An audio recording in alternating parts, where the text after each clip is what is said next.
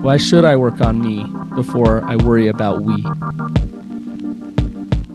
Welcome to the Therapy Brothers podcast. I'm Brannon. I'm Tyler. We're brothers, We're therapists. and we know recovery. Bring your stories, your questions, your successes with real recovery.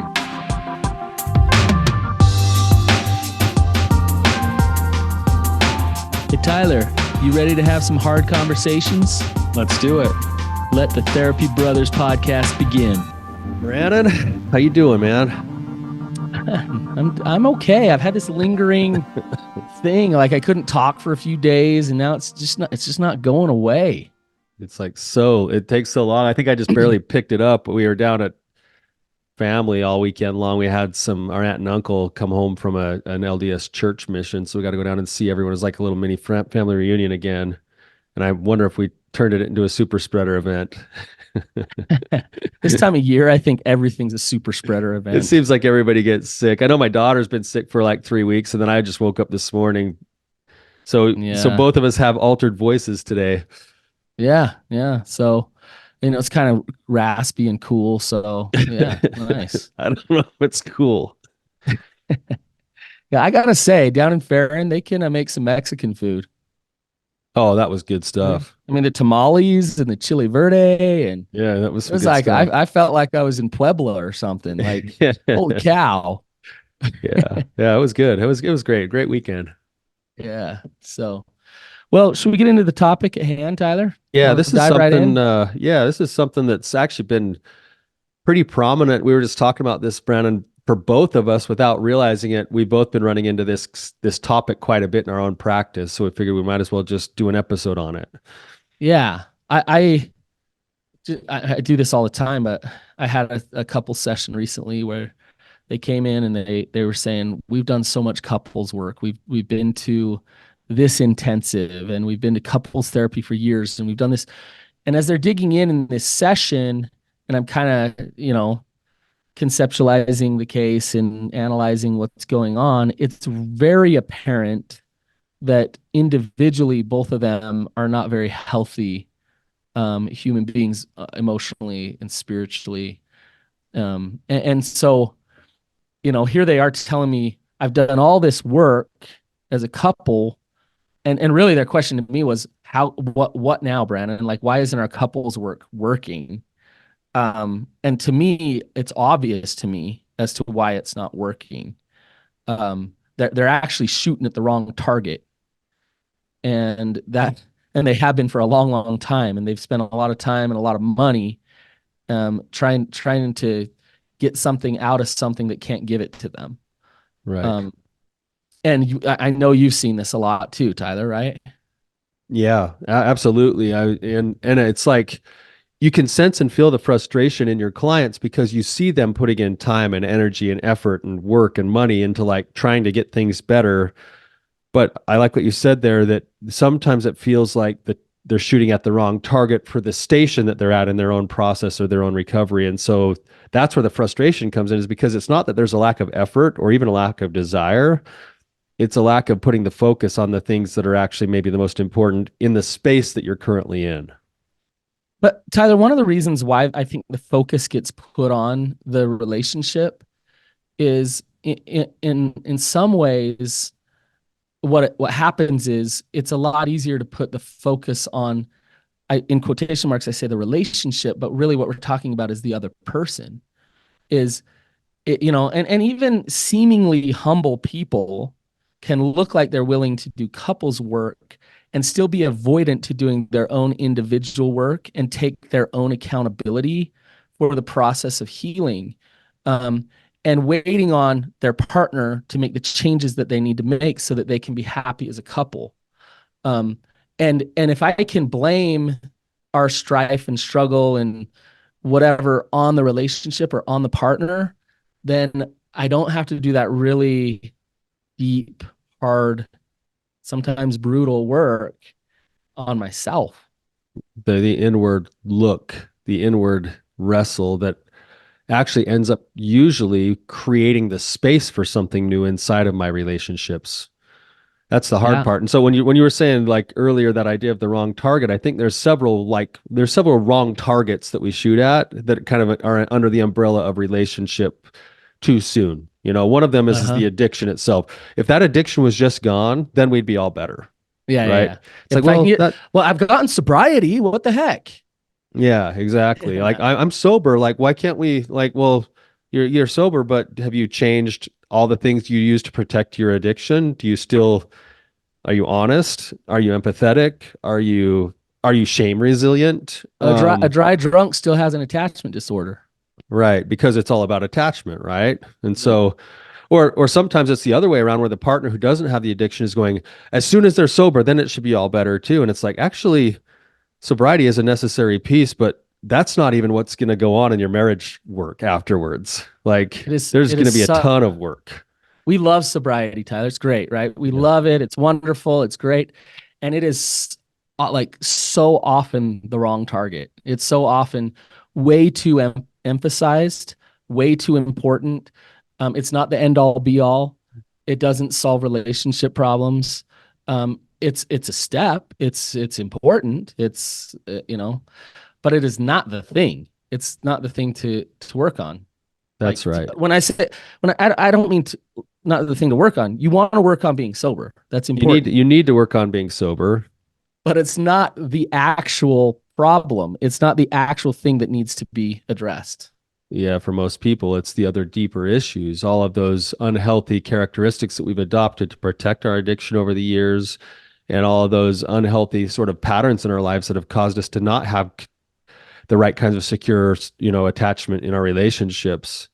Yep. Another target that's wrong, and you mentioned this one already, Brandon, is that when you get a couple, and I know what your answer will be to this. When you get a couple come in for couples therapy, and I put that in quotes, and you start to ask them questions, and both of them say, "My partner needs to change this, this, this, this, and this. My partner Mm-hmm. needs to change this, this, this, and this, and this." What's going to happen to that couples counseling? Oh, it starts to become like all kinds of things happen. Splitting. They try to get the therapist to side with them. They want just validation of how horrible the other person is. It's drama. It's the drama triangle. They try to get the therapist to engage as the caretaker for them while they play the victim or persecute their partner. And um, it does not help. It doesn't get better. And when they come in and they say that, Tyler, what they're not saying is, I actually want therapy. I actually want to do my work. What they're saying is, I want validation for the pain of being in a relationship with them because they suck and Yeah, they need to change so then I can be happy. They're also saying, I'm powerless and that person has my power. that's it. We're Right. both giving our power away to one another. So let's work on our marriage. As Yeah. soon as you do this, then we can have a good marriage. And they're saying, well, as soon Right. as you do this, we can have a good marriage. And what that fosters, and you said this, it's the drama triangle, or in like the book, The Anatomy of Peace, there's something called the collusion diagram, which is where you get in a pattern with somebody where it almost becomes more important to be right and validated than it does to be effective in what you actually want.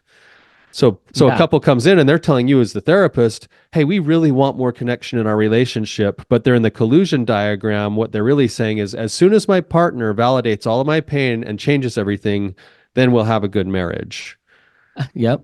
I, And so it's almost like in therapy you're all shooting at the wrong target anyway, because the therapist is going to say, "How do we get real connection happening again? How do we get you guys both working towards helping things go right rather than being a victim to the circumstance and waiting for somebody else to change it for you?"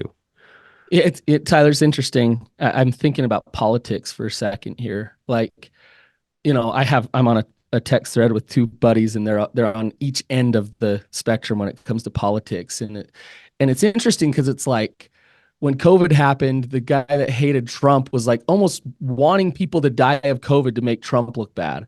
Yeah, And and right now, as Biden's president, like the other guy on the other side is like wanting more people to come over the border and whatever to make Biden look bad. And what are we missing here?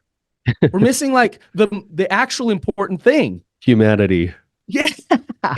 like what's actually good for us and humanity. And but they're so locked in needing to be right and needing to win that they can't see humanity. They can't see the greater good. And the reality is if they're that locked in there, and I'm talking couples or politics or whatever, then something's going on inside of them. Something's going on personally that they really need to take a hard look at themselves to say, like, okay, like, how am I getting stuck in this? How am I giving my power away? Why am I giving my power away? And if they can't do that inner person, and it's so hard to do because they're so locked in that victim stance, right? They're so Yeah. justified to be there, Yeah. um, that it's so hard to do. So when they come into a good therapist like you, Tyler, and they're like, hey, like, let's really turn my partner into a monster here. Like, look, I'm going to tell you how horrible they are this way, that way, and every which way. It's tricky, isn't it? Because they're basically saying, Tyler, I have some pre-contemplation going on, or I'll just say a lack of motivation going on to actually do my own work. But I want to do quotation marks therapy with you to make things better. Yeah, right. Well, and to be fair, like if you've been in a relationship where there has been some breach of trust or there's been some kind of trauma, that shakes the foundation, right, in terms of secure attachment. And so the natural tendency is to go, well, if we could fix our attachment, then we could feel safe again and feel good enough again. So it's easy to see where the natural tendency is to go there. It doesn't seem to work that way as well as when you get two people who come into the office and say, hey, look, we've had some serious breakdowns. We realize that there's a lot to get through. In fact, we're probably going to have some hard conversations about resentments that we hold on to or think ways that we've been hurt before. But we genuinely actually want our relationship to go right. When that's the primary focus, then it funnels down to another principle, which is you have two people now who are willing to take accountability for things going right rather than waiting for the other person to take accountability for things to go right. Can I give an example here with betrayal? Because it's so tricky. Is accountability is the way to some healing, and because accountability is knowing what your power is and stepping into what you can create. And so, like, if I get cheated on, um, like, reality is real. Reality is, like, we're not saying that painful things aren't painful. So, like, if my spouse cheated on me, It's my devastating. my spouse cheated on me, that hurts. That's hard. That's not okay. And and why would she do that? That hurts, right? That's okay to have those feelings. It's that painful reality, right? And this is where accountability comes into play. Is there I have a choice with whatever the reality is to decide what I do with that reality. And so it's not okay that that happened. It's not okay that I'm hurt, but now I have a choice. And we give up our power and our accountability when we give away our choice. And it looks like this. If she cheated on me and I'm hurt and it doesn't work for me, and I say, well, you better do all this recovery work and you better do this, that, and whatever so that I can be happy, I've given away my My power. power. If I say, oh, it's fine, like, I don't care, I'm just going to pretend like that didn't happen and I trust that you'll never do it again and blah, blah, blah, blah, blah. And I'm just kind of avoiding the reality of it, I've given away my power. When I'm able to say, here's what hurts, here's my truth, here's what works for me and what doesn't, and I need to stay in alignment with me and my integrity here and figure out how to have compassion and love and understanding for you as I go through this, now you're in your power. But to That do that takes strength, yes. right? That's why the whole topic is why to work on me before we work on we, because that's the pinch point that I see so many couples come to is one or both. Sometimes it's both in the relationship. They err too much on either side of what you just described. Like, oh, I better forgive and forget. He'll never do it again. I trust him. Denial. It's Yeah. denial. Or like, he better hurry and do all those things so he can fix me, Right. right? Since he hurt me, he has to be the one to fix me, which I wish it worked that way, but it just doesn't work that way. Um, the middle ground is that I have to grow into a spot where I know who I am enough to protect my values enough. And this is the hardest part, and be willing to have things go the way that I might not want them to for the sake of protecting my values. Yeah. And too Whatever many those people, consequences are. yeah, too Yeah. many people get to that edge and go, oh, like, I think we just talked to somebody a couple of weeks ago that was it felt in like a similar situation where they've been doing recovery for a very, very long time, and the writing is kind of on the wall that the partner doesn't really want recovery, but she doesn't really want to leave the relationship, right? Right. But now I'm going to Right. be miserable because my partner doesn't want recovery and won't choose me. So I'll And sacrifice myself. I'd rather stay there than have to confront the reality that maybe I need to do something different for my values, Right. right? Because that's And so, scary. That leads me into a whole new world that I don't know what's going to happen there. It's a new but frontier. Like, Tyler, it's easy to stay stuck on the part of he sucks, like he sucks, than yeah, it is to say you you need to step into your strength and do your work so you can do this hard stuff, because it might lead to divorce, it might lead to being out of that relationship, but you're not even willing to do that. Like you're not even, he holds the cards because you're held hostage because you're not strong enough to stay in those values of yours, right? um and that's a hard conversation to have with somebody. well, especially if you haven't done the internal work to actually be convicted and self-assured in who you are and what your values actually are to begin with. Yeah. Right. That's Yeah. that's why that individual work is so vitally important, is that it actually creates space to invite something new inside of the relationship that you're in. And my experience is this, Brandon, that when two people will actually come to the table and say, how do I keep my power? And how do I keep my power? A partnership comes together and they say, what do I need to take accountability for things to go right here? If you get two people who are both willing to do that, they go through a transformation and it invites new space, and the relationship moves to a new level that it's never been before. It becomes an invitation for growth together. And that's the beauty of what marriage is when you have two people operating that way.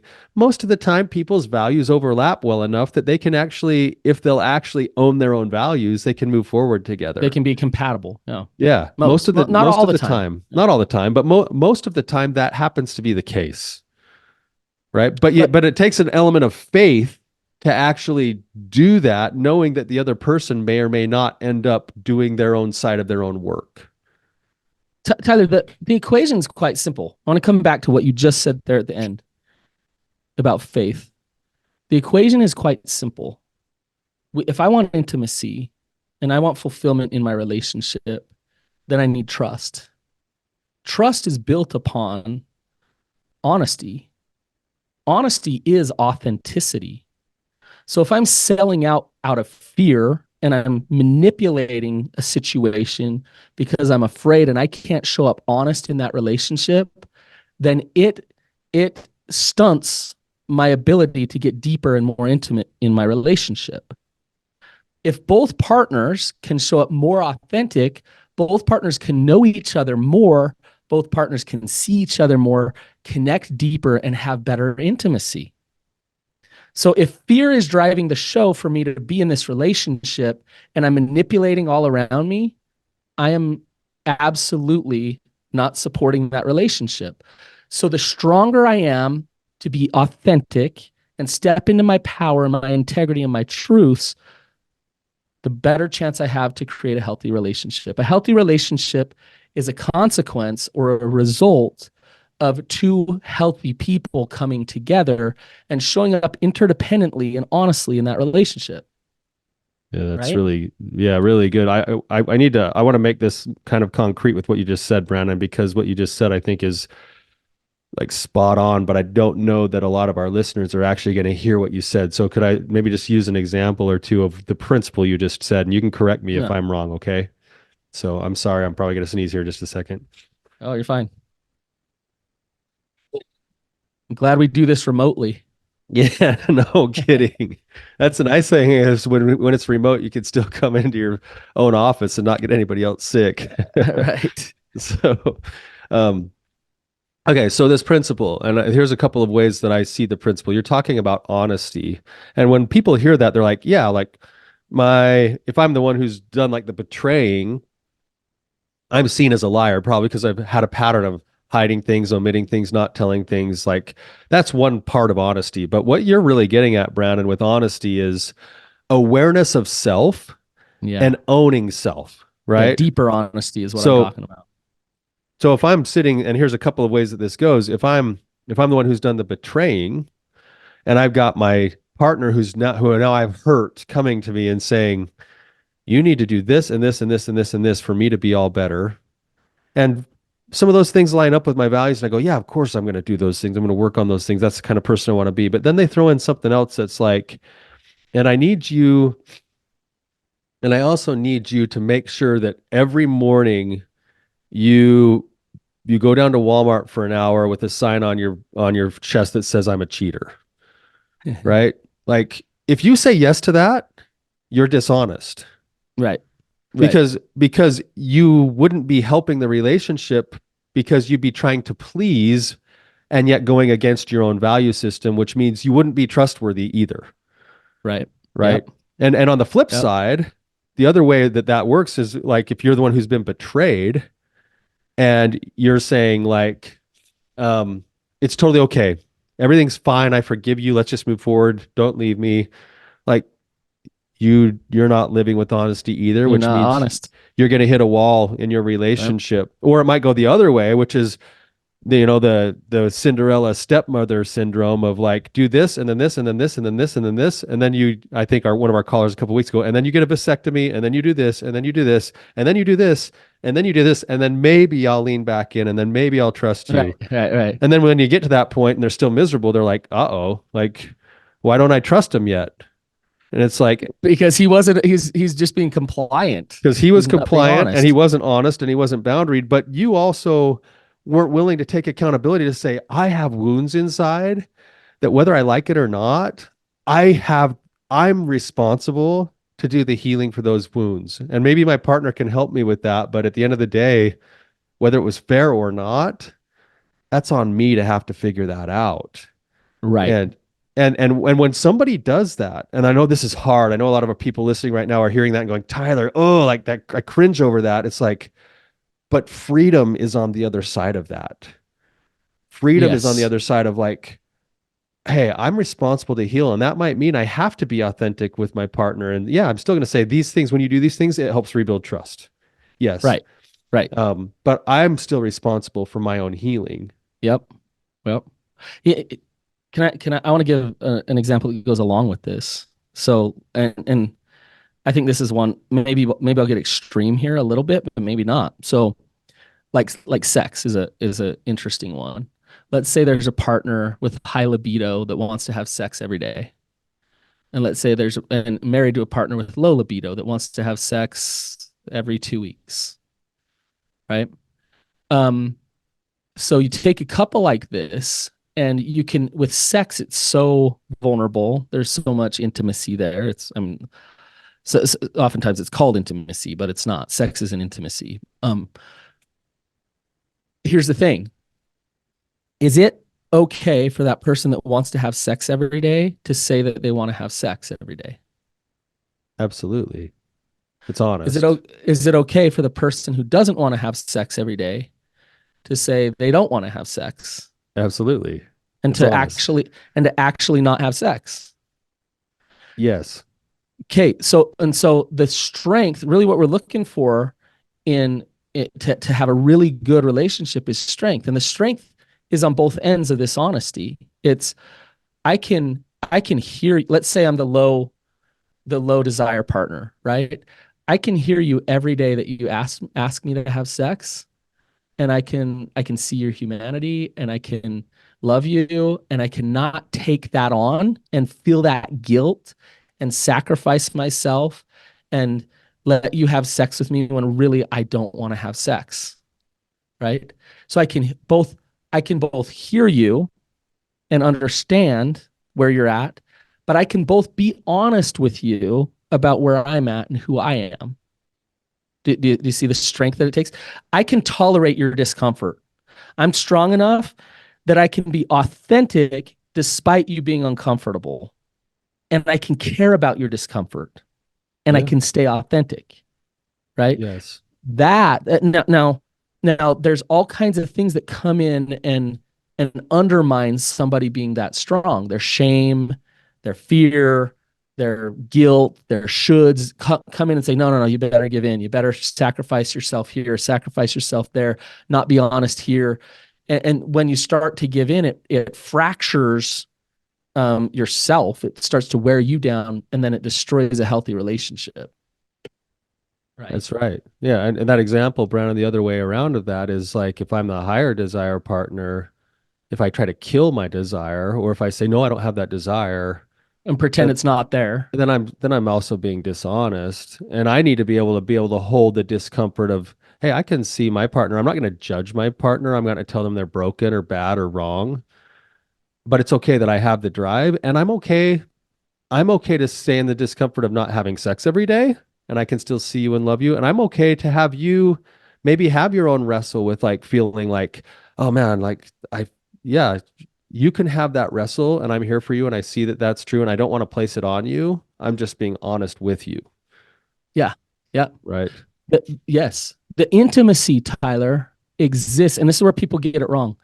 The intimacy exists when both those partners can show up authentic and honest and hear and understand their partner, and their partner feels seen and known and loved, not because they gave in and have had sex, or vice versa.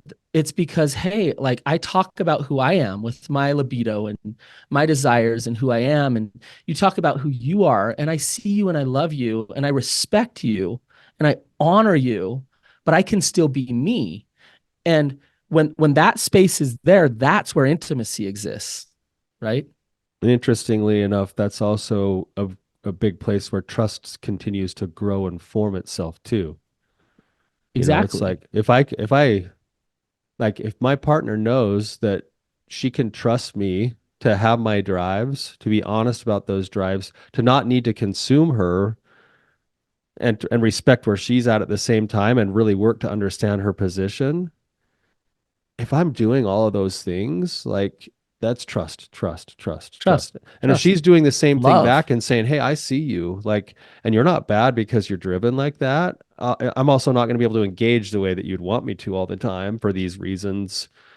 I hope you can understand that, but I really want you to know that I see you too and I understand you. Trust, trust, trust. And both of us might not be totally happy about that, but there's still trust being built inside of it when and there's and, that and, honesty. and love. Yeah. Yeah, built on top of that. And when you It's said the word intimacy, Brandon, we need to be very clear with that because everyone uses the word intimacy as if it means sex, and it doesn't. no. Sex is under the umbrella of overall intimacy, but intimacy is connection and knowing and support and, secure attachment. That's intimacy.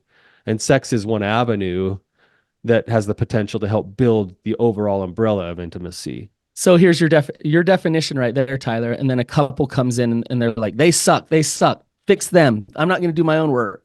I'm not going to take accountability, but fix them. That is the opposite of going in the direction toward intimacy. Intimacy. Like, it's not going to happen.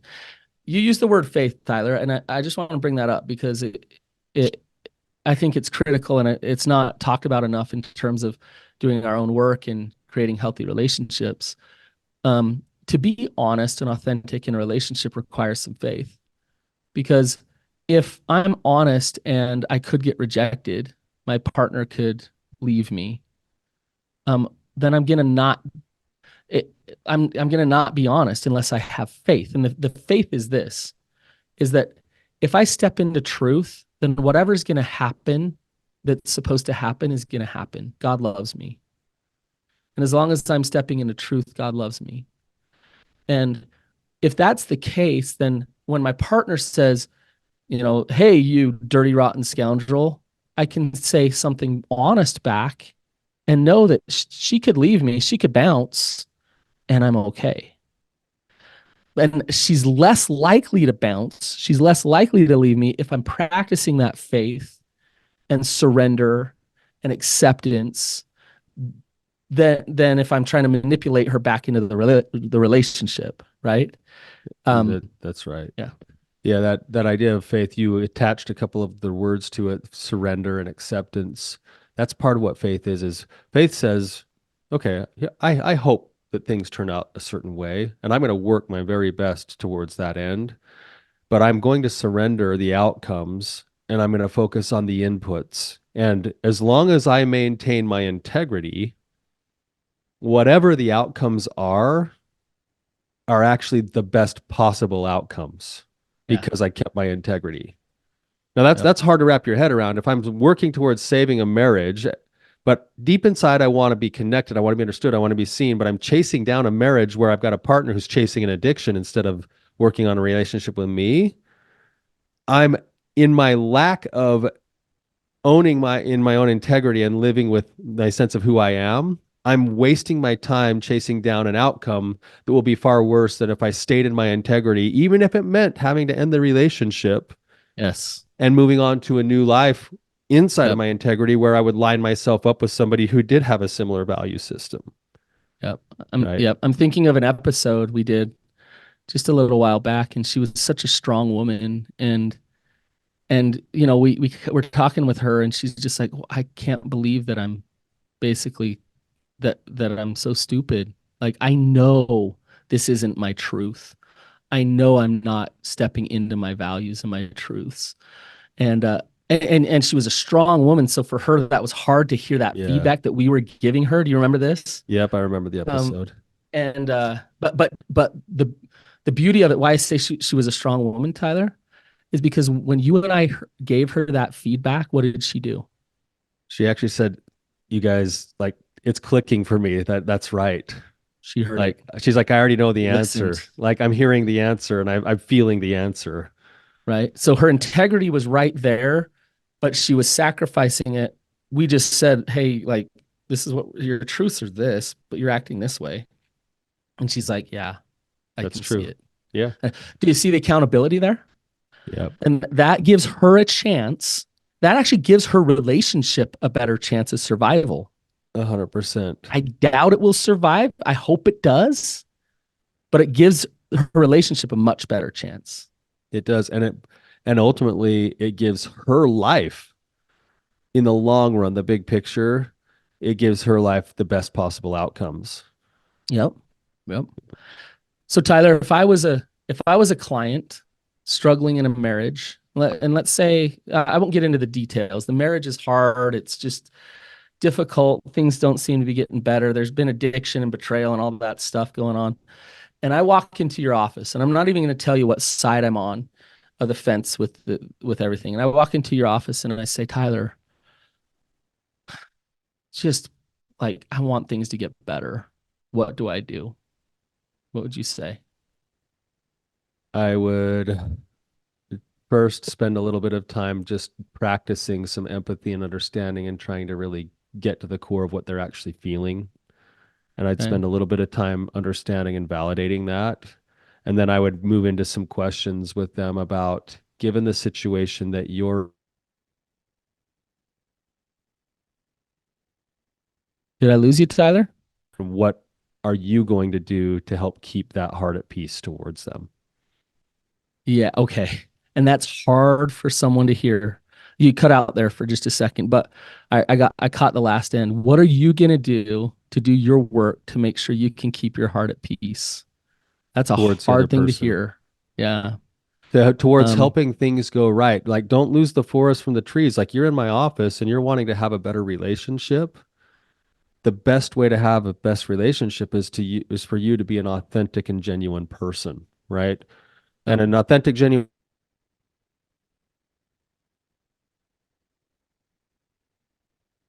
or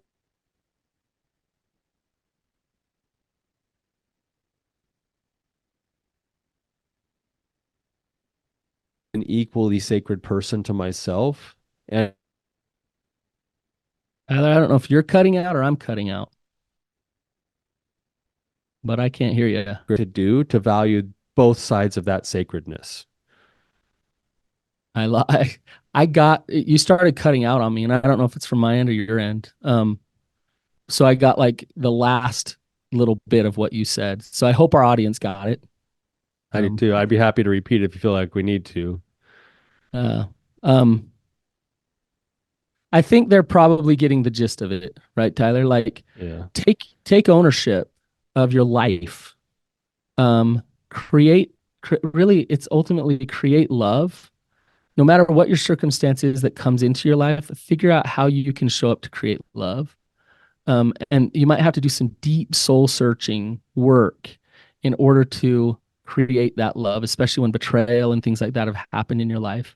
And we by no means, Tyler and I, by no means are saying your work is you figuring out how to show up weak to continue getting hurt and abused and taken No, advantage of. No, we're actually saying go do your work so you can be more effective in navigating these difficult circumstances that will help you get what you actually want, and work toward that if that's possible.